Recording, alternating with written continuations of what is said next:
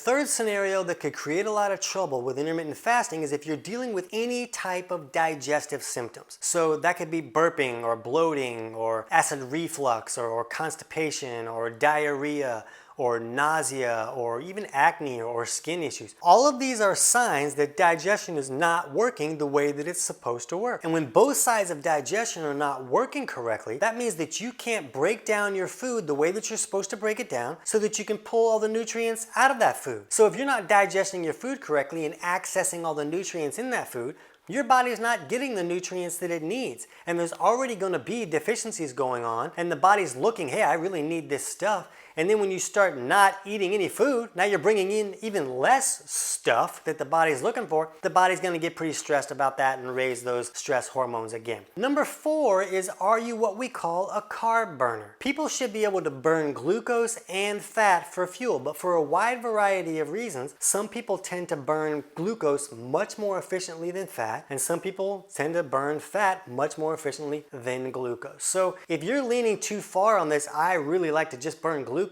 for fuel, then you're going to have a hard time when you remove that glucose fuel source from your body. So if you're a person that has like hypoglycemic type symptoms, or maybe I don't feel so good if I haven't eaten for a couple hours and I really crave a lot of carbs and sugars and I'm a chocoholic and all those type situations, you might be a person that's tending to burn carbs a little bit more than fat, and you'll want to take steps to correct that imbalance so that your body can burn both glucose and fat for fuel. The fifth scenario where a person should not be using intermittent fasting is if they're dealing with an overly catabolic imbalance. If someone is stuck in this catabolic state, they're kind of breaking down tissue all the time, and they're never moving into that rebuild and repair state so that they can repair those tissues that they're breaking down. This can be a big problem for intermittent fasting because one of the big benefits of fasting is the autophagy that happens, where the body is breaking down these tissues so that it can be rebuilt and repaired. But if someone is already in that state too far or too often, they start using intermittent fasting, it's like throwing gas on the fire. They're going to break themselves down. They're basically just going to be falling apart all the time. So a person wants to correct this catabolic imbalance so that the body's moving into that anabolic state at night